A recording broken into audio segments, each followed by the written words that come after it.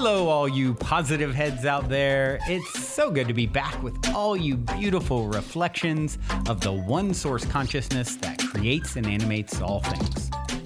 If you're new to this podcast, of course, we're super happy to have you here. And if you've been listening and enjoying for a while, I would be super grateful if you would please take a moment to give us a review on Apple Podcasts. It's one of the best and simplest ways to pay it forward and help others find the show so that they too can tap into the powerful perspectives and positive vibrations we are collectively emanating. The other unique and magical way to share this show is by sending any friends you think would benefit from listening to this podcast our Game with the Universe link at positivehead.com/game. Also listed in the show notes, which will serve them up a quote-unquote random episode when they click it. Just instruct them before clicking the link to close their eyes for a moment and sincerely ask the universe to queue up the episode that contains the insight and perspectives that they most need to hear at this point in their life journey, and then click to listen to whatever episode is synchronistically served up to them. I have heard time and time again from people about the incredible results they received playing the game. So just tell your friends magical results are guaranteed or their karma back.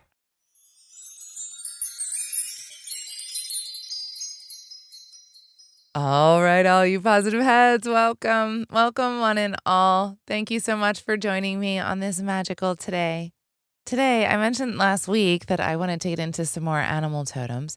And so that's what I thought we would do today. And there's been many different animal medicine, animal spirits around me lately, all coming to give me a sign, give me a message. And this happens for each and every single one of us every single day. And the more we're paying attention, the more we're tuning in, the more we notice these things. The more we notice these things, the more we feel so guided and protected along our journey. So speaking of protection, I'm actually going to talk about this very first animal totem here, which is a protection totem, which is the wolf. The keynote of wolf is guardianship, ritual, loyalty, and spirit. Its cycle of power is year-round, full moons, and twilight. By the way, I'm reading from Ted Andrews' book, Animal Speak. Wolves are probably the most misunderstood of the wild mammals. Tales of terror and their cold-bloodedness abound.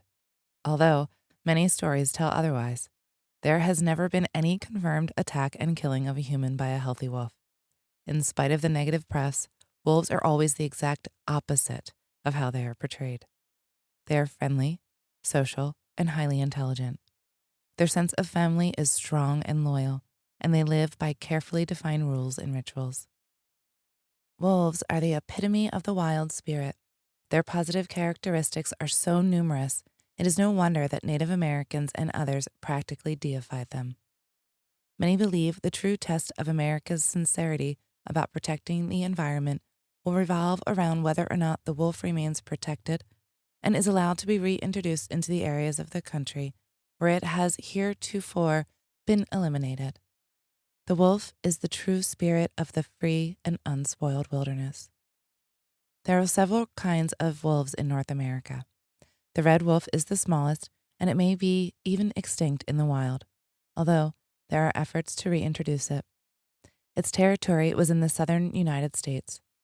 The Mexican wolf is a subspecies of the more common gray wolf. It is found in the southwest United States and Mexico. It was hunted almost to extinction and is now a part of a recovery and captive breeding plan. The Arctic wolf is probably the purest breed. Living in an isolated area around the Arctic Circle has enabled its survival. The gray or timber wolf is the most common. Only in Alaska, Canada, and the region around the Great Lakes area is it found today. It was hunted to extinction in all other areas of the country. The gray wolf is not always gray. It may be black, gray, brown, white, or various combinations. Probably the biggest misconception of wolves is about their size. They are not nearly as large as most people imagine. Their thick fur gives an appearance of greater size, but they are usually no taller than a good-sized German Shepherd. Wolves are very ritualistic in as many ways as humans. They live by carefully defined rules. There are specific territories that are sacred. Their social behavior is based upon a hierarchical structure. Each has its place and function within the hierarchy. There is an alpha male and an alpha female. Wolves do not fight unnecessarily. In fact, they will often go out of their way to avoid it. Though they are extremely strong and powerful, disagreements rarely end in serious fights. Often a glance, a posture, a growl is all that is necessary to determine dominance. They don't have to demonstrate it, but they are capable if it comes down to it. This is part of what wolf medicine teaches. The wolf teaches you to know who you are and to develop strength, confidence, and surety in that so that you do not have to demonstrate and prove yourself to all. Wolves have a complex communication system using body language. The movement of the head, an erect tail, direct eye contact, all have great meaning. The postures are often subtle, but each wolf learns from the time that they are pups how to read and respond. The facial expressions of the wolf are varied and useful in conveying the mood to other members of the pack. It is the most important visual center of communication. It also uses its tail position to effectively communicate as well. Usually, those with wolf totems are very expressive with hands, posture, face, or in some other manner. If you have difficulty conveying your moods and ideas to others, meditate and study the wolf. It will teach you how to empower your verbal communications with appropriate body language. Wolves also have a complex system of vocal communications. They howl, whimper, whine, growl, and even bark. Even the howls for which they are famous have a variety of meanings. The howls may serve as a signal to call others of the pack or to locate the other members. There may be a social expression. They are used to greet one another to define certain territories. They even howl just for the joy of it. Every member of the pack knows its position in relationship to everyone else within that pack. The ritualistic behaviors that establish the wolf ranks are part of its magic. Wolf packs are not entirely autocratic under the supreme rule of the alpha member. Neither are they democratic. There are times when both occur, and it is this flexibility which adds to the success of the wolf government.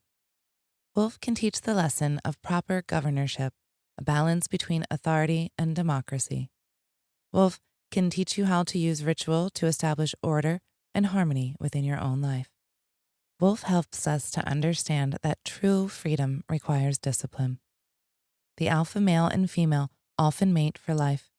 Breeding season is usually in late winter, with the female giving birth about 2 months later. All members of the pack show great care and affection toward the playful pups. They are extremely tolerant. If the mother or father is unable to care for them, then another member will adopt the young. Some wolves will even serve as babysitters. Adult wolves are friendly and amiable toward pups, and wolf medicine teaches respect and honor for family and for children. Wolves become sexually mature at about the age of 22 to 24 months. For those who have a wolf come to them, look for its energies and influence in your life to take this same possible time pattern. Wolves are, of course, predators. Their prey consists most often of the sick, the young, and the old. Deer is their most common prey animal. Wolves will not waste much time on a healthy adult moose that stands its ground. Wolves travel great distances in their hunting. They have a stamina and strength that enables them to travel far and for extended periods. They have been clocked at 24 to 28 miles per hour. Although the wolf can't maintain that speed for any great length of time, it does seem able to trot indefinitely at about 5 miles per hour.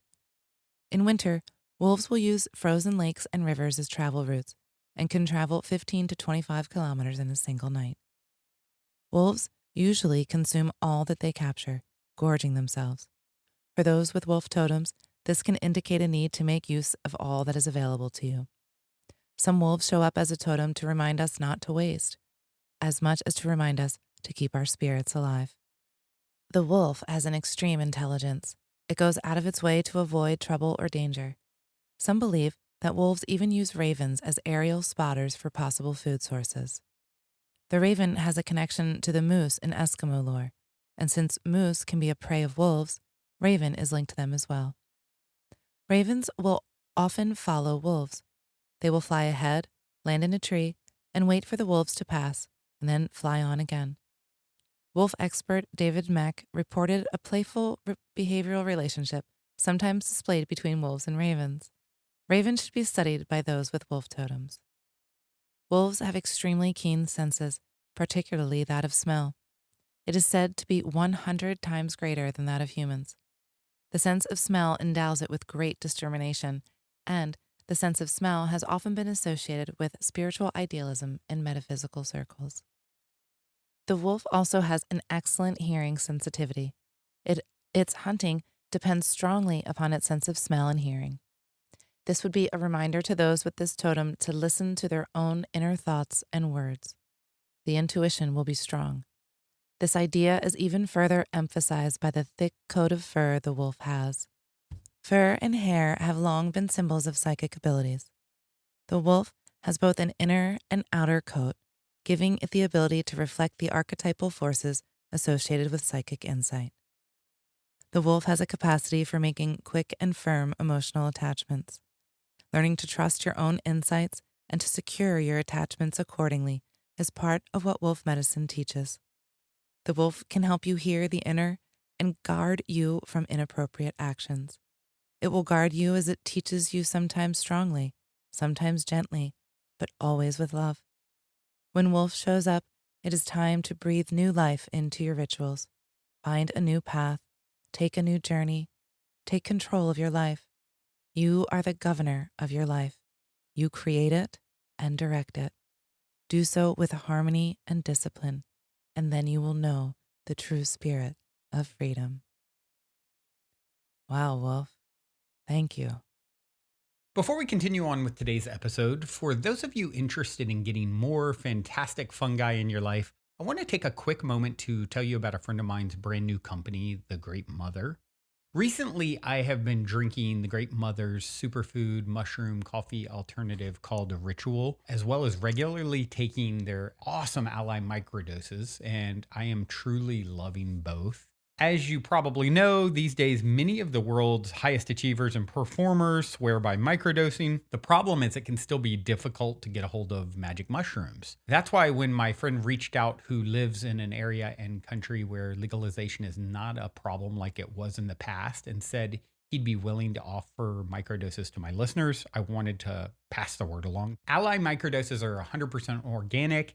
And in addition to a small amount of the magic active ingredient, they also contain functional mushrooms like lion's mane, cordyceps, chaga, and other brain boosters like bacopa. Ally is essentially a full spectrum nootropic. And of course, the coffee alternative Ritual doesn't contain magic mushrooms, but it has an array of the best organic functional mushrooms in the world. And, with functional mushrooms, it's really important to get them from the highest integrity sources. And whereas some other highly popular mushroom coffee alternatives on the market only contain a few varieties of functional mushrooms in their actual ingredients, Ritual has 7. Not only does it contain more types, it also contains 3 to 4 times the amount that the big brands have in each serving. And it tastes amazing. I actually like to have it on its own, as well as mixing it into my coffee sometimes as well. However, since this is definitely a unique offering, there are a few steps. First, just reach out and request to follow the private page, thegreat.mother on Instagram. Once you've been accepted to follow, just message what you're interested in getting and someone will get back to you.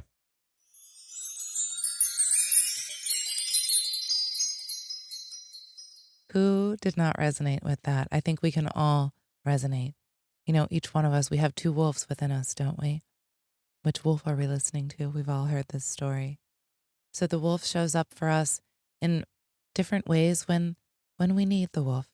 Just like often the dragon will show up for us when we need the dragon. For me, I had a Roadrunner show up. So we're going to talk about Roadrunner next. The keynote of Roadrunner is mental speed and agility. Its cycle of power is spring and summer.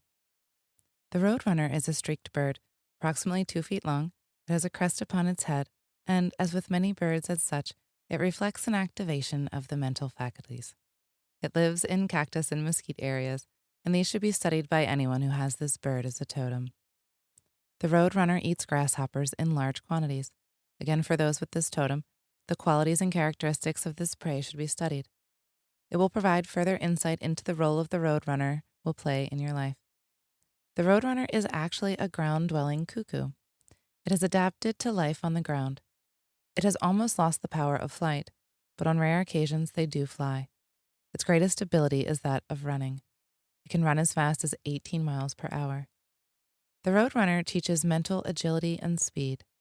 Those with this totem will learn to think quickly and on their feet. The roadrunner will help you learn to shift your thought process with speed and agility. Mentally, you will find it necessary and easier to stop, shift, and then run in another direction if necessary. The tail of the roadrunner works like an air brake. It facilitates stops and shifts in the mental process. It also implies an activation of the Kundalini in a manner that will enable you to manifest your thoughts. Instead of planning and never completing, there will occur an increased opportunity to plan and set those plans in motion. Individuals with the roadrunner as a totem are always thinking. It is sometimes hard to follow their train of thought, but if they can be slowed down, they can show you connections and stimulate ideas you had not thought possible. Their minds are always at work. One more bird totem for today, and that one is going to be the red cardinal. The red cardinal, I know, is a symbol for many of us. It's especially a symbol of many of us will think of it as a sign from a loved one who has passed. I know that that's how I have always attributed the red cardinal. And I also attribute the red cardinal to Dolores Cannon as well. And when the cardinal shows up for me, I find it to be very special because cardinals are rare. Roadrunners are rare. Wolves are rare. When these animals show up for us in whatever way, it is an obvious message when they are rare, right? So let's talk about red cardinal. The keynote of cardinal is renewed vitality through recognizing self-importance. Cycle of power is year-round, often with a rhythm of 12 hours, days, months, and years. The cardinal's presence reflects a time to renew our vitality. It reflects lessons in developing and accepting a new sense of our own true self-importance. Most people have no trouble recognizing these red birds. They are part of the finch family, and a general study of finches is beneficial for those with this totem. Unlike many other birds, they are usually year-round residents, and their influence and the archetypal energies associated with them can be accessed all year long. They remind us that regardless of the time of day or year, we always have opportunity to renew our own vitality and recognize the importance of our own life roles. The cardinal has a loud and clear whistle. Whistles are often reminders to listen closely, to pay attention to what is blowing on the winds. In the case of the cardinal, the female joins on the whistling, which is unusual among birds. This reflects that we should be listening to the inner voice, the feminine, more closely for our own health and well-being. Since most female birds are usually quiet and camouflaged, a cardinal totem almost always reflects a need to assert the feminine aspects of creativity and intuition more strongly. All cardinals are beneficial and friendly. They eat many weed seeds and injurious insects. The 17-year locust cicada is one of these. Cardinals can reflect a need to be more careful about your diet, that what you are eating may be injurious to yourself and affecting your overall vitality. Cardinals lay 3 to 4 eggs, and they hatch in about 12 days. This, along with it being a 12-month resident, reflects the rhythm of 12 that is going to become more prominent within your own life. The male cardinal makes a good parent and often shares with the female the task of egg incubation. The male, though, will always feed the female while she is in the nest, and the baby cardinals as well. Although the male normally has the brighter color, when it shares the task of incubation, its colors remain much the same as the female's, all for the sake of camouflage. This often reflects lessons associated with the responsibility and the recognition of the importance of the task at hand.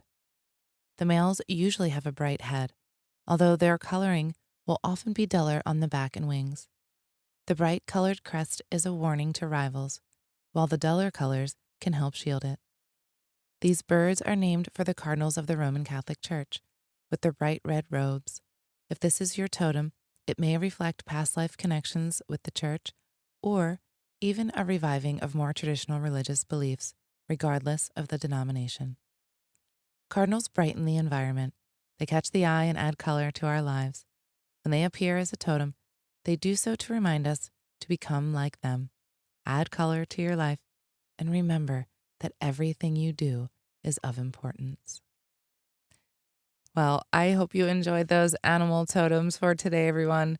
That's going to be it for me. I love you all so much. Thank you for joining me. I'm going to leave you with this song by Rising Appalachia. Thank you very much. Until next time, I love you all.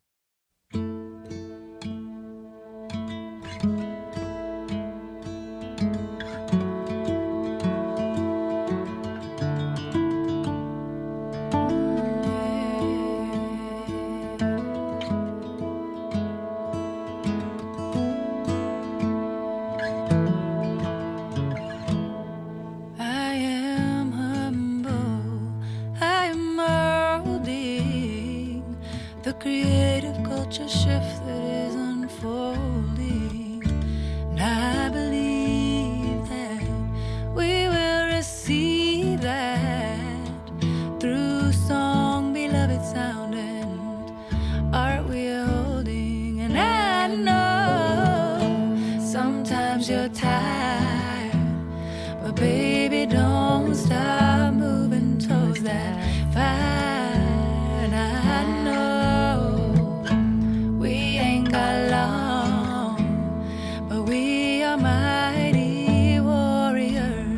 stepped up in song, and I said, good morning Tuesday.